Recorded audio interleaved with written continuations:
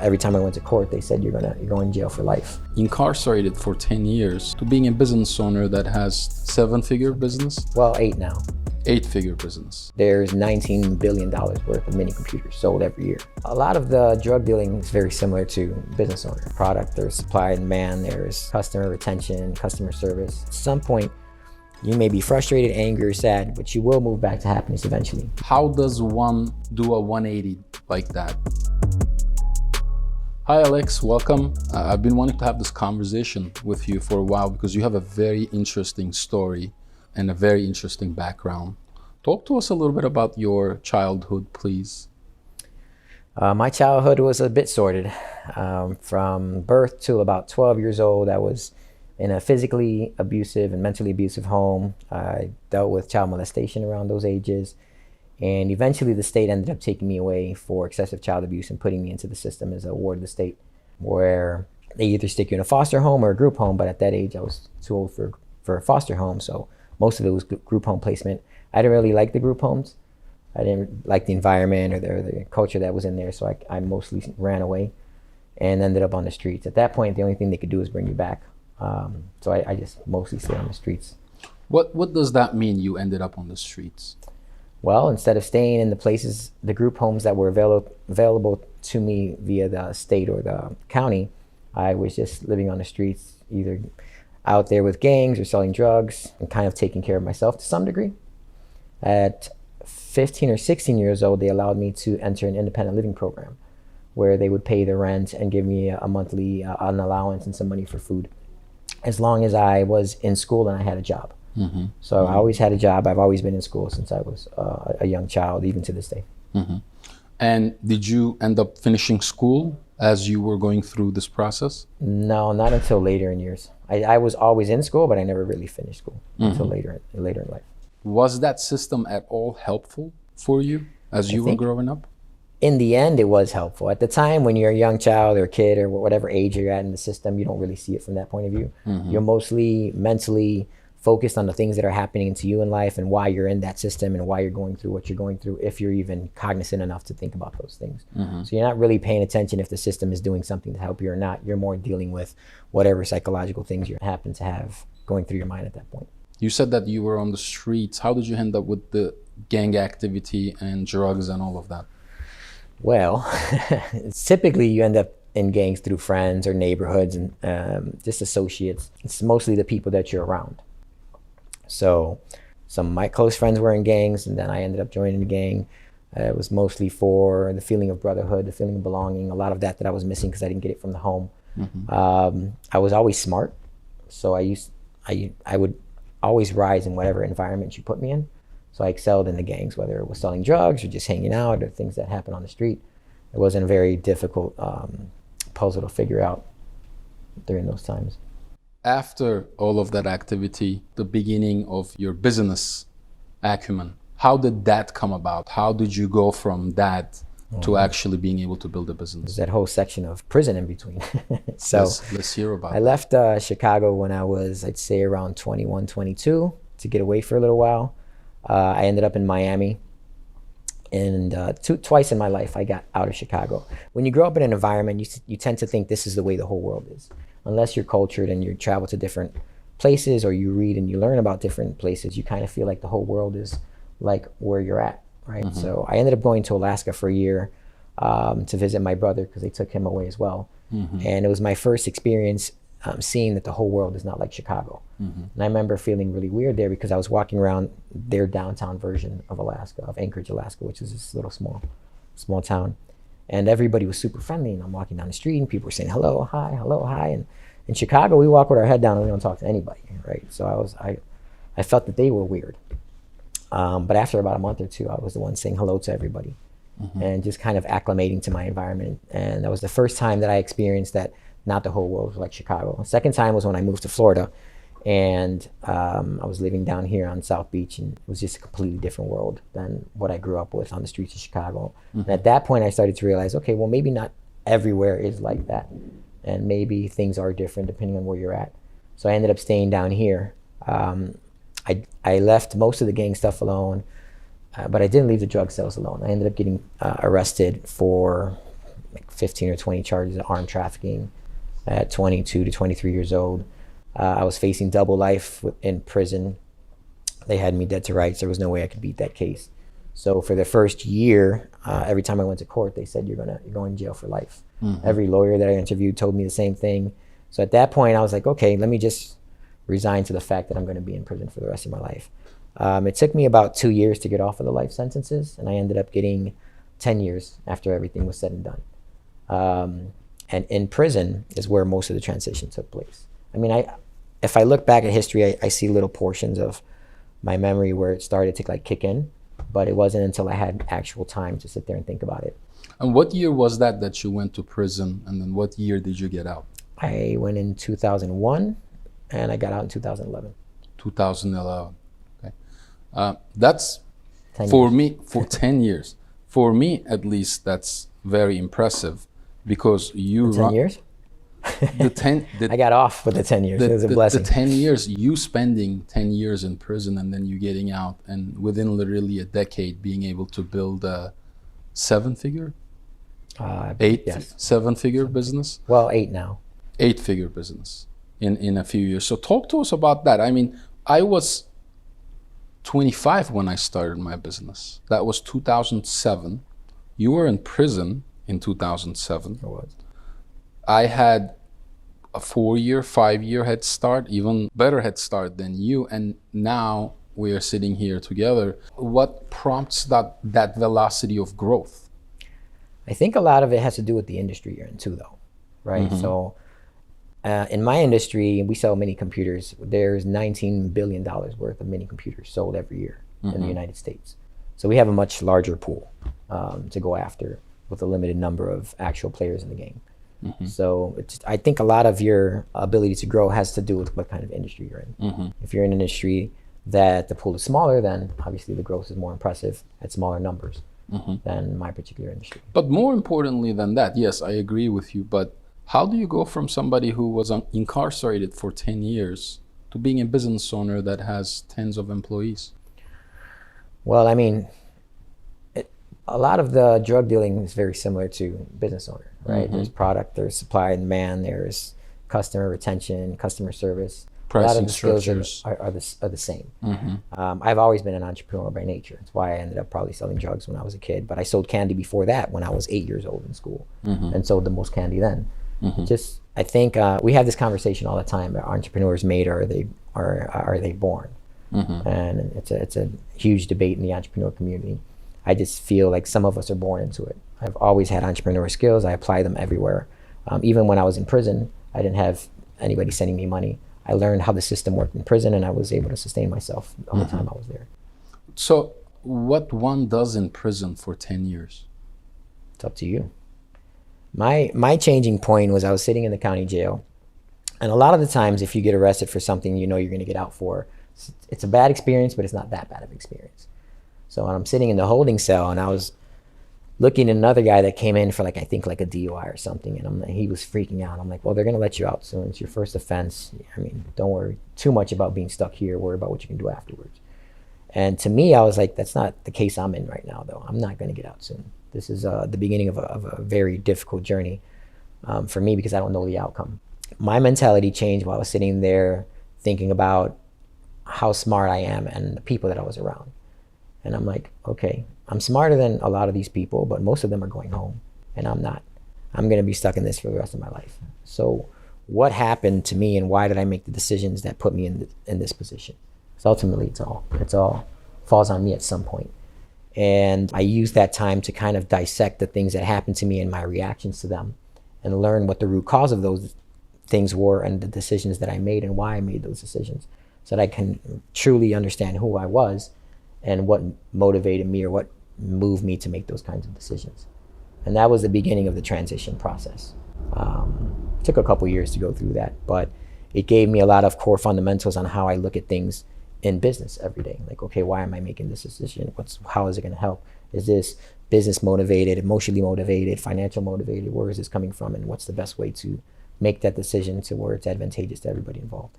And any sort of education, any sort of programs that you did in prison? I was lucky enough to be in one of the prisons that did have education. So I learned computer programming, computer repair, networking, everything there is to know about computer. But I also learned business administration, real estate, stock trading. I ate books while I was in prison because I felt once I knew I was going to get out, I'm like, okay, I'm smart enough to succeed in this world. I just applied it in the wrong way for whatever those reasons are, right? So I don't want to make that mistake again. If I'm given this second chance, I want to hit the ground running when I get out. So I'm going to need the tools necessary for me to be able to persevere in that environment. So I ate books. I mean, I studied everything you can think of: sign language, body language, Spanish, stocks, real estate, computers, business, whatever I got my hands on. I used those 10 years to build my mind. After I figured out how to control my thoughts. Talk to us about that. What do you mean control my thoughts? Well, when you're young, you're more impulsive, right? You make faster decisions without a lot of knowledge or wisdom. You're just going. So I realized when I was dissecting why I made some of those decisions, I wasn't really thinking of the purpose of them. They were mostly emotionally motivated decisions at that age. Now I know when emotion is creeping into a business decision, and I dissect why, right? Maybe it's pride, maybe it's ego, maybe it's frustration. And those aren't the best places to make decisions from. So I have to get that out of the equation first. So I solve what's causing that, and then I move back into the business decision. And you have a very different background. You've done things as you were growing up. You've experienced different things. And now that you are a successful business owner, how do you reconcile that past self with your present self today? I think we're the sum of our experiences, all of us. We go through these things in life and they help shape our minds and decisions that we make over the years. I think sometimes we forget to analyze and dissect why we made those decisions so we can make better ones. But ultimately, I don't think I'd be where I was today if I didn't have to persevere through all of those situations. The tenacity that it took, the patience of solving it helps me a lot in most of the things that I do today. And you've turned your life around in a very impressive manner, in my opinion. What kind of help you receive? How does one do a 180 like that? The most pivotal point is making the decision that you want something to change. Until you do that, you're not going to be able to accomplish anything. You may want to be better, but until you make the decision to change something, you'll always just be going in a loop. I made the decision back then that I didn't want to continue down the same route that I was in. And one was to figure out why I was there, two, make sure I never end up there again, and then what tools do I need to make sure I was successful in whatever it was that I did. I've always liked school. Even to this day, as an entrepreneur, we're always reading and learning things, or else we get stale, and younger, smaller business come and consume us very quickly. So constantly educating myself and learning things about the world has been my motivation. And during those years in prison, what would you say your darkest moment was? I don't really think that I had many dark moments in prison. I mean, I got off the life sentence, which was great. I realized that happiness is very important to me. I realized that there was a lot of portions of myself that I didn't let out. The reason that I said hello to everybody in Alaska after a month was because that was naturally me. But I didn't let that out in Chicago because the environment, to me, didn't allow that. I've since learned how to be myself in any situation. But I really had to learn who I was and what made me me to be able to persevere the way I do now. And that's very interesting because we often talk about moving, right? You get triggered, you go through certain issues. It could be business, it could be personal. And moving really helps when you move, when you make decisions, when you are always on the go, doing something about that specific situation, that condition, right? And I think this is a great example of that.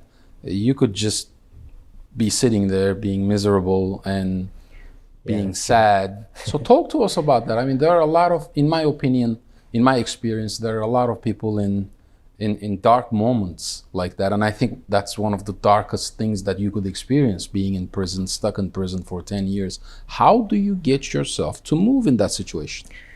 It's all perception, right? The only thing that you can control every day is how you feel when you're going through something. I could have chosen to be upset and sad in prison every day, frustrated, but that wasn't going to benefit me in any way, and it would have been a miserable time for me in prison.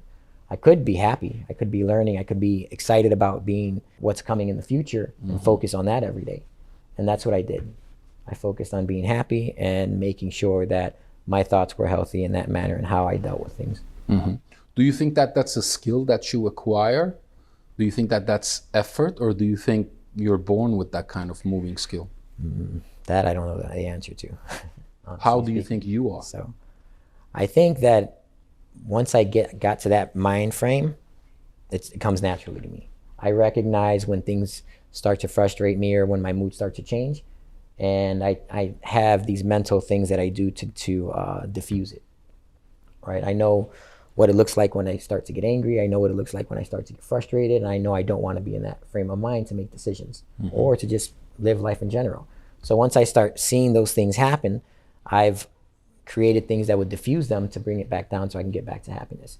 At some point in life, no matter what happens to you, you're going to get back to happiness sooner or later, right?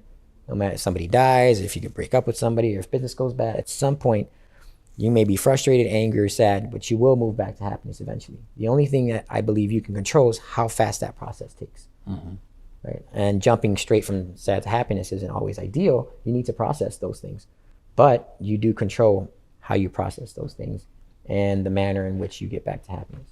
So I just picked very simple things that make me happy. And remember that in life, that's all it takes is very simple things to make you happy. And if you can keep that, you can move back to happiness very quickly. And talk to us about your business, because your business is also very interesting business. You are in a very, very competitive market with a huge market cap, and you are manufacturing computer chips. Yeah, well, not the chips. We leave that to Intel. Okay. But we manufacture mini computers. They're about this big, maybe the size of your phone, maybe a little bit more. The reason I like that business is because we're in a technological evolution, right? Everything is moving to computers and connectivity in one way or another, whether it's digital signage, whether it's kiosks, doors that open for you and recognize who you are when you come in, ads in stores that will recognize that you're younger or older and play an ad based off of that. Everything is going to need connectivity to the infrastructure that we're building. We just happen to make the things that connect them. So it's a huge space for probably the next 5 to 10 years. I think we're in a great position to grow it. And I enjoy computers to begin with, so it's a fun job for me. And how did you get into it? How do you go from zero to tens of millions of dollars in I didn't a really matter focus of on years? that, though. I was working at a shipping company in work release, and I thought, well, I want to make some extra money on the side, and I put some tablets on Amazon that I bought from China. And back then, it was my whole, like, when you're in work release, they take a good portion of your check. And they give you, out of every $100, I think they give you 25, and then you have to survive off that 25 and also save up for when you get out so you have some money. And I was able to save up in 10 or 15 months, I think $2,000. And that's what I used to buy the tablets. And I remember sending it Western Union to some website in China, just praying every day that this package would arrive, because if it didn't, that was it. I have to start all over. And I brought those tablets in, stuck them on Amazon, and started just making extra money. And it kind of blew up from there. It wasn't really a plan, but as entrepreneurs in general, we see opportunities where other people don't, and that's where a lot of our businesses actually come from most of the time. And how many employees do you have today? In the United States, we have about 22 to 23, and in China, we have 39. And you have a manufacturing facility in China. Yeah. Okay. You don't think that's pretty crazy? I think it's wild. If you asked me 5 years ago, am I going to own a Chinese factory? I never would have said it. Yes. But it's been an interesting experience, to say the least.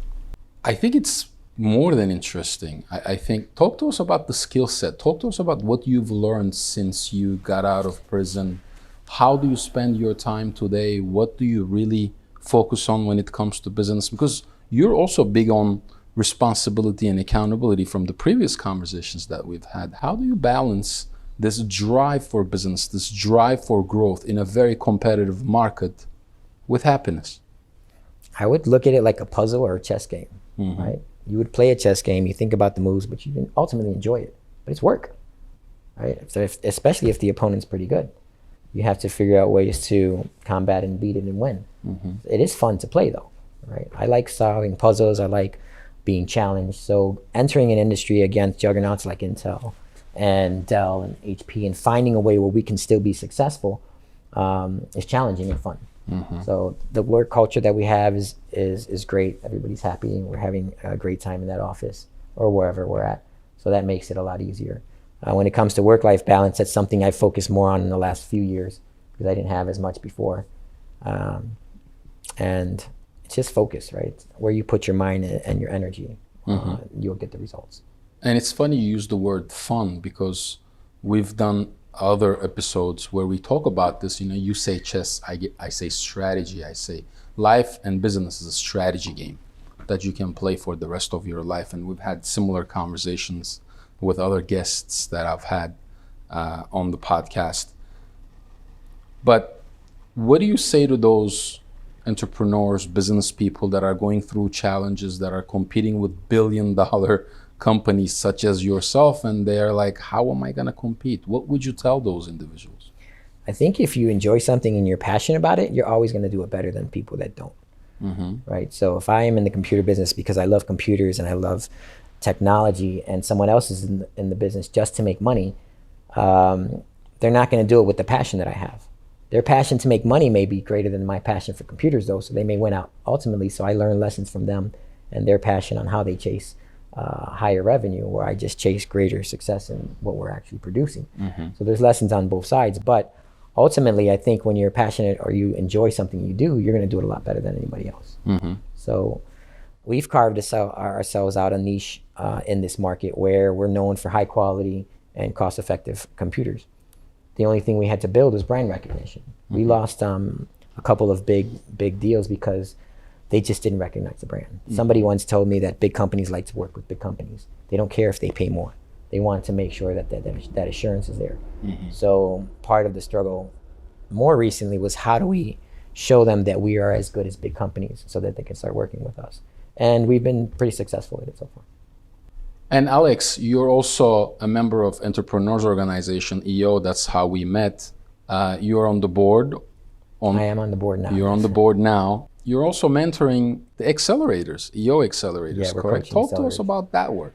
So coaching accelerators are people that don't have the revenue that'll qualify them for EO. So under, I think, 2.5 million in Miami. And one of my four members was the board member for EOA accelerators and asked me to coach. And I'm like, well, I don't really know how I'm going to be able to help these people. I didn't grow up with all of these business like a lot of people did. I didn't study coaching entrepreneurs. He's like, well, just go and do it. Just go and do it. He kept pushing. So I agreed because they were shorter coaches. Something like that got me in. And what I realized, and everybody knows, I mean, all of us go through the same kinds of problems, whether we're a large company or a small company. We always have problems with staff or structure or systems and processes or accountability. We all kind of have the same problems, whether they're big or small. What I like about coaching EOA is because they give us these group of people every year that all have businesses, and they're all kind of like still in the successful stages of it, proving that the business is going to work, proving that it's a good idea and that they're going to succeed. And I get to look and see the tenacity that these people have and the different strategies and the different technologies that they're using to make their business successful. And it motivates me when I come out of those meetings to go back to my business and say, oh, okay, we got to add this, we got to do this again. So it keeps the entrepreneurial mind moving for me.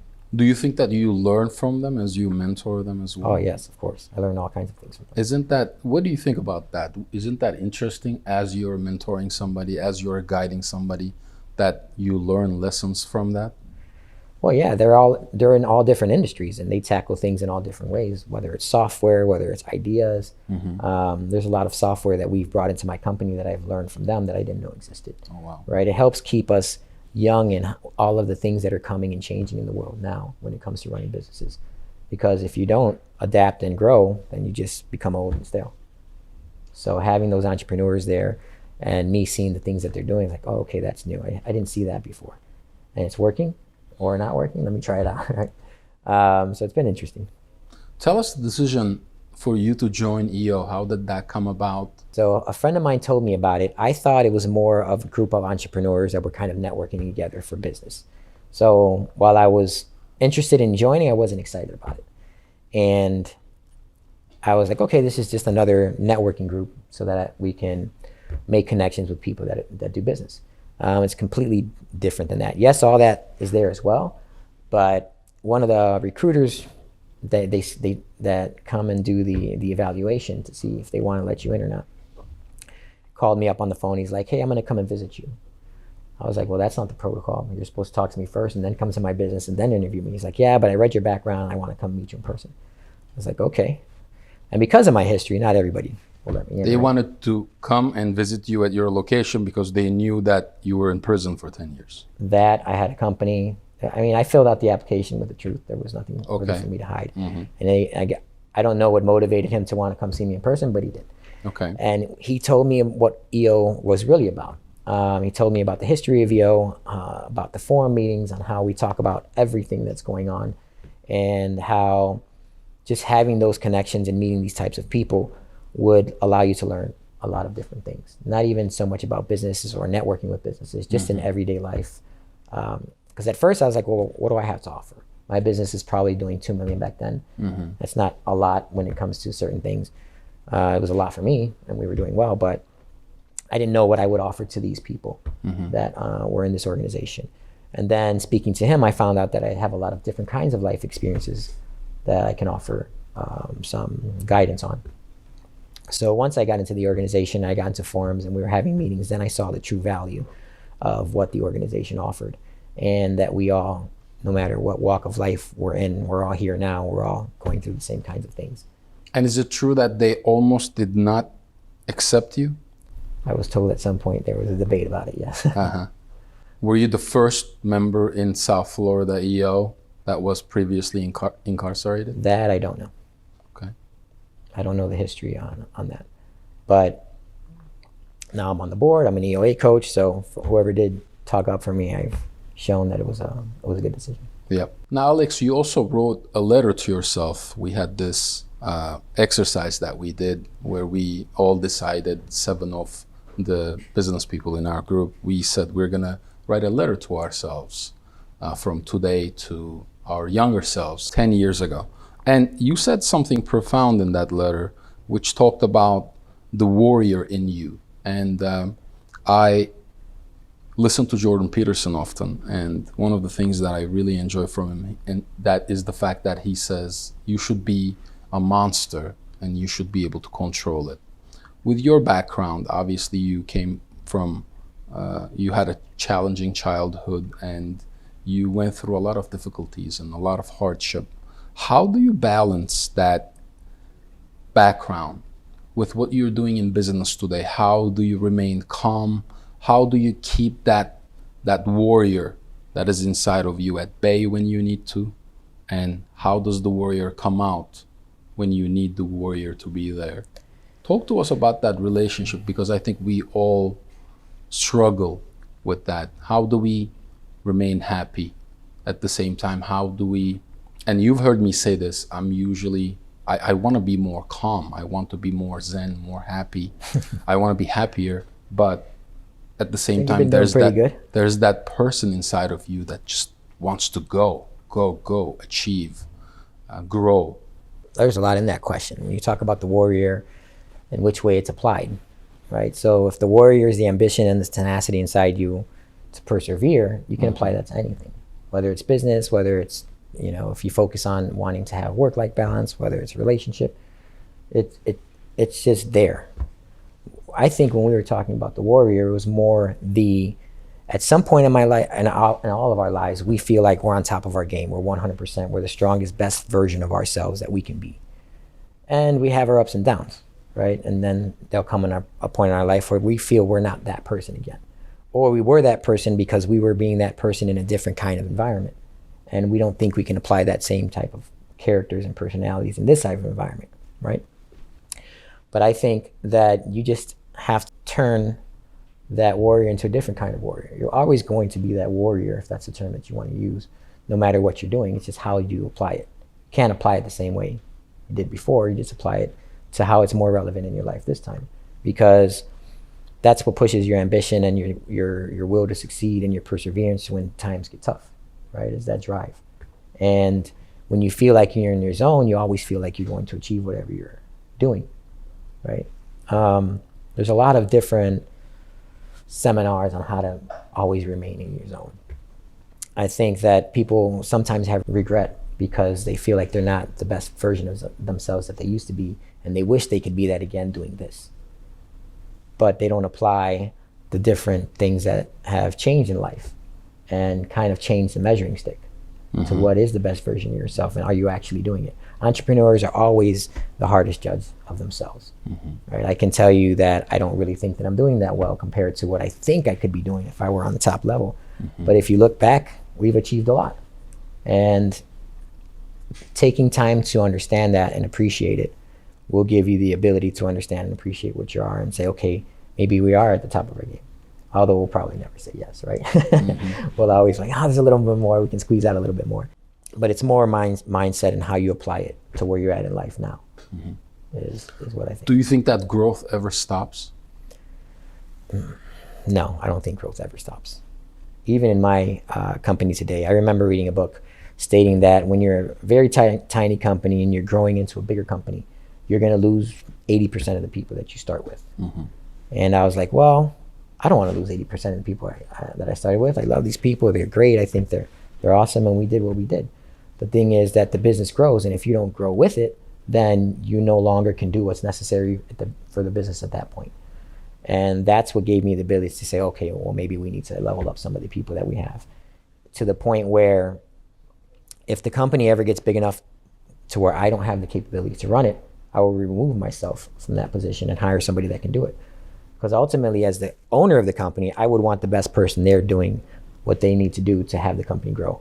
And if I'm not that person, then it needs to be somebody else. So I'm constantly growing and learning things and seeing how I can grow as a person so I can help take this company to other levels. And Alex, as we end this episode, I wanted to ask you this question. There are a lot of people that are going through difficulties, challenges, a lot of people that are in dire situations that might seem hopeless. What advice would you give to those people? One of the things that bothered me the most in prison was I couldn't start again. I had to wait, right? So no matter what I learned, I had to wait until I got out of prison to actually start again. Being free, you have the ability to start again every day. And even in prison, I'm like, okay, well, I can't start again the way I want to, but I can equip myself on when I'm ready to start again. So if you're going through tough times or things are just rough all the way around and you have the will to make it through, you will make it through.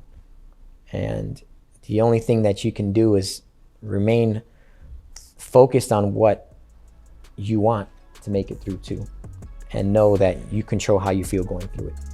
So you can be sad or angry going through it, you can be happy going through it. And hope is truly the biggest motivator. As long as you have hope, you'll always do well. Thank you, Alex. Thank you for meeting us here today. Thank you for having me. Thank you.